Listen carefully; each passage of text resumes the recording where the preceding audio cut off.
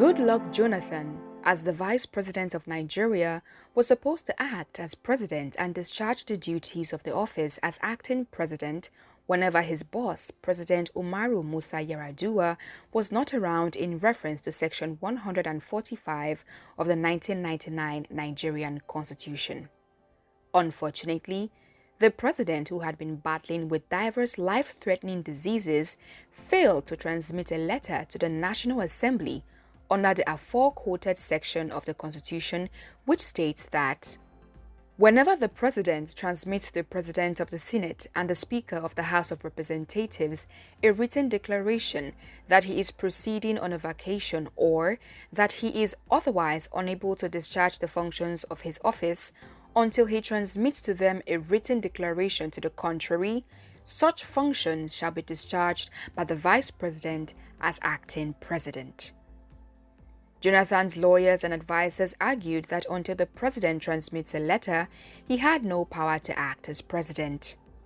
Thus, according to them, any actions he carried out as vice president that were required by the president, such as the signing of the budget and swearing in of the Chief Justice of the Federation, would amount to usurpation of power, which is impeachable under Section 143, subsection 11 of the Constitution. To be fair to President Yar'Adua, he did write a letter to be transmitted to the National Assembly through the Attorney General of the Federation, Michael Aunduaka. Unfortunately, the latter, who was part of a kitchen cabinet or a faceless cabal, failed to transmit the letter to the National Assembly. They felt the power of the president is too immense to relinquish just like that. Besides, to hand over power to a minority, in this case Goodluck Jonathan, was a risk too high for them to take. Earlier in the tenure, Jonathan had been sidelined from the scheme of things as vice president, but the president's advisers kept stressing one presidency. However, Yar'Adua's sickness served as a distraction to him, and the cabal had their way.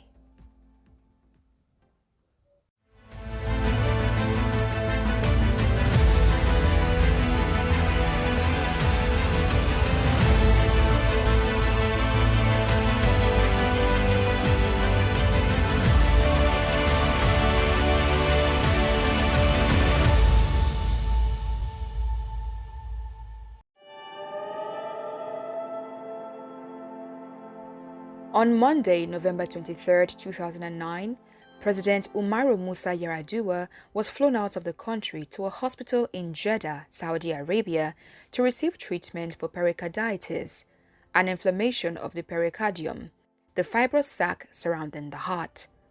That was the last time the president was seen in public. He had left a power vacuum that nearly destroyed the country. The nation was at a standstill. The minister did not know who to report to or to answer to. Leadership was rudderless. The Nigerian Bar Association argued that the president should have transmitted a letter, while some prominent Nigerians called on the cabinet members and the National Assembly to declare the president incapacitated and subsequently impeach him. Protests against the Yar'Adua presidency sprung up in the major cities of Lagos and Abuja by the Save Nigeria Group (SNG), led by Pastor Tunde Bakare, Professor Wole Soyinka, and Dr. Joe Odumakin. They demanded the elevation of Vice President Goodluck Jonathan as acting president, pending the time the president would resume and discharge duties of his office. On December 25, 2009, Christmas Day, the failed terrorist attack of an American-bound aeroplane by a Nigerian, Umar Farouk Abdulmutalab, the underwear bomber, further exposed the absence of the president.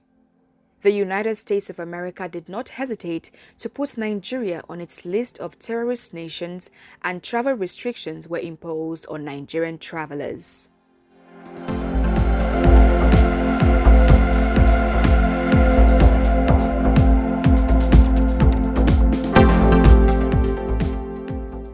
Back home, the heat was getting more intense. The Chief Justice of the Supreme Court, Justice Idris Legbo Kutigi, was to retire as he was approaching the compulsory retirement age of 70 years. After the National Judicial Council had nominated Katsina Alu as the next Chief Justice of Nigeria and was to be sworn in on December 30th, unfortunately, the president was not around. He was in Saudi hospital, and the Vice President, Goodluck Jonathan, did not have the powers required to swear in a Chief Justice. When Aondoaka and other aides of President Yar'Adua approached Jonathan to swear in the Chief Justice of Nigeria designate, the Vice President declined and did not give in to their pleas. However, they reached a compromise in Section 10, Subsection 2 of the Oath Act and argued that either the President or the Chief Justice could swear in the incoming Chief Justice. In the end, it was agreed that Justice Kutigi should swear in his successor, the first and only time in the nation's history. A relief to Yar'Adua's loyalists. Therefore, on Wednesday, December 30th, 2009, a day before he was due to retire, Justice Kutigi swore in his successor, Katsina Alu, as a Chief Justice of the Supreme Court of Nigeria. It was a misnomer, and there were some controversies over the ceremony because there has never been a ceremony like that, before it or after it till this day, in which the oath of office for the Chief Justice of Nigeria was not administered by the President or Head of State, or someone vested with the powers of the President. This was one of the ripple effects of the power vacuum left by the ailing President Umaru Musa Yar'Adua. By implication, it meant that Nigeria had two Chief Justices the same day, December 30, 2009, as Kutigi himself declared during the inauguration, which witnessed the absence of 7 out of 15 justices of the Supreme Court, that he was still in charge until midnight when he would clock the statutory age of 70.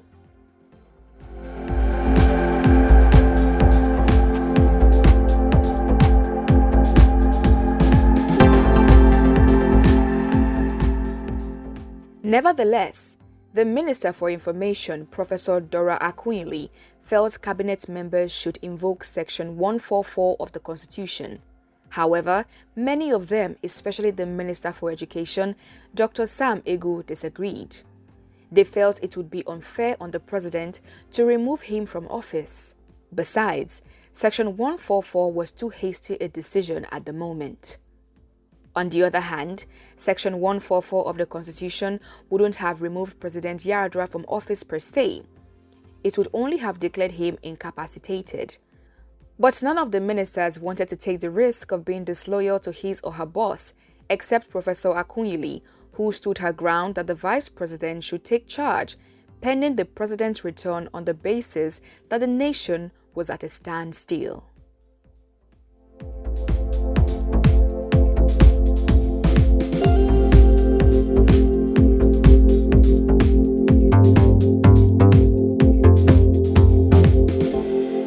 In light of the recent events, on Friday, January 22, 2010, the Supreme Court of Nigeria ruled that the Federal Executive Council, which was made up of the ministers appointed by the President, had 14 days to decide a resolution whether Yar'Adua was incapable of discharging his duties as President after an opposition activist, Farouk Adamu Aliyu, represented by his lawyer, Bamidele Aturu, brought a lawsuit before it, which asked the judges to sack the president over his failing health and for failing to abide by the provisions of the Constitution. Senate President David Mark was at an impasse with his colleagues and members of the then ruling party, the People's Democratic Party, about the matter. Many of the president's loyalists had thwarted any move the Senate might want to make in removing or dissipating the powers of the president. The president had not been heard from for weeks, and many rumors were rife that he had been dead since December 2009 in a Saudi hospital and that the nation was being run by a faceless cabal. With the fears that the power vacuum would lead to anarchy and a possible military takeover, Mark then had a meeting with the senators who had an educational background in law, and they reached a compromise by adopting the Doctrine of Necessity. Therefore, on Tuesday, February 9, 2010, The red chambers of the Senate and the green chambers of the House of Representatives, like the hands of a clock at 12, joined hands and passed a resolution which empowered the Vice President, Goodluck Jonathan, as the acting president and commander-in-chief of the armed forces.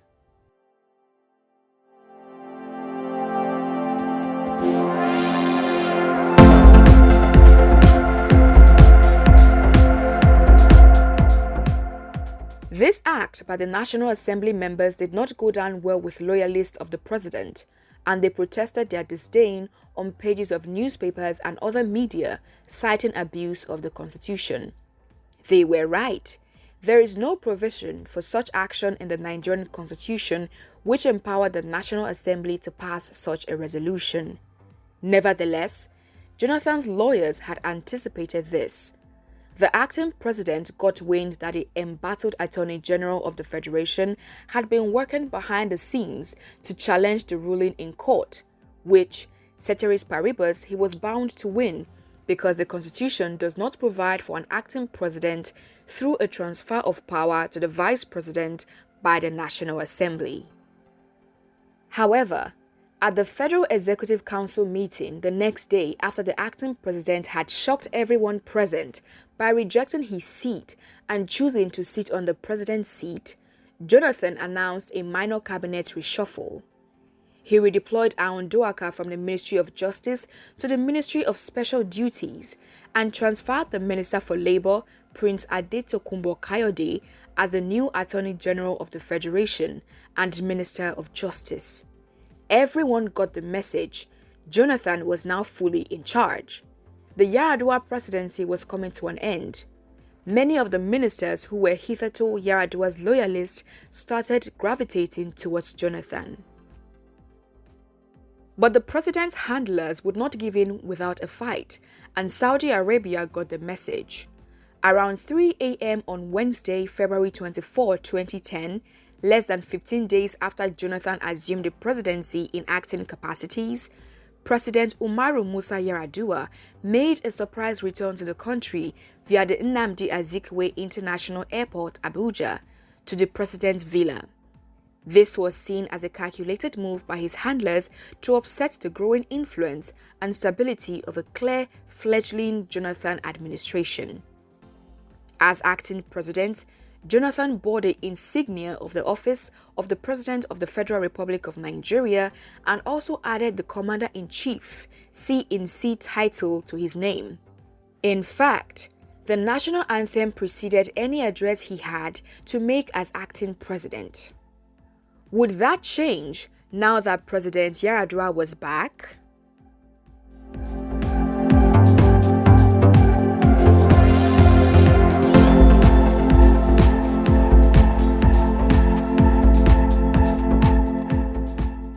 In a reaction, President Yar'Adua's aide, the Special Advisor on Media and Publicity, Olusegun Adeniyi, made matters worse when he addressed the acting president as Vice President Goodluck Jonathan.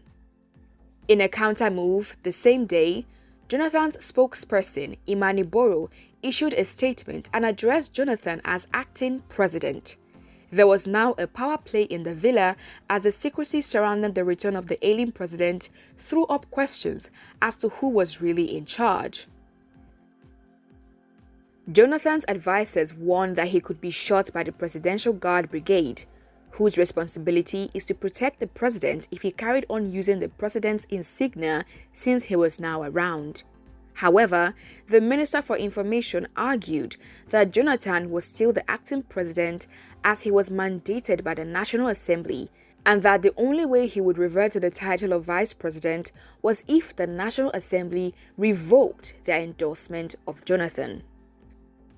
Not many activities took place for the next few months other than Jonathan, who tried his best to see his ailing boss but was denied by the First Lady, Mrs. Turai Yar'Adua.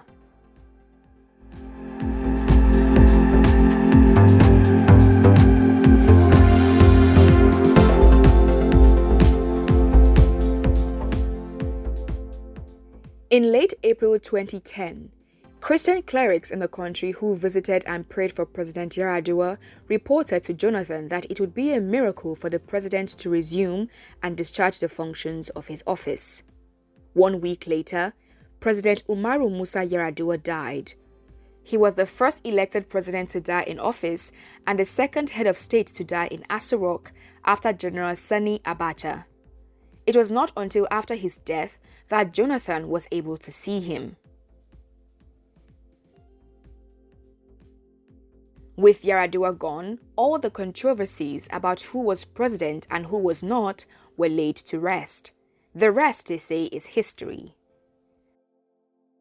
The next day, Thursday, May 6, 2010, the acting president was sworn into office as the 14th head of state and the 4th executive president of the Federal Republic of Nigeria. President Jonathan was now granted full powers of his office as enshrined in the Constitution. You can know more about the Jonathan presidency in our next episode.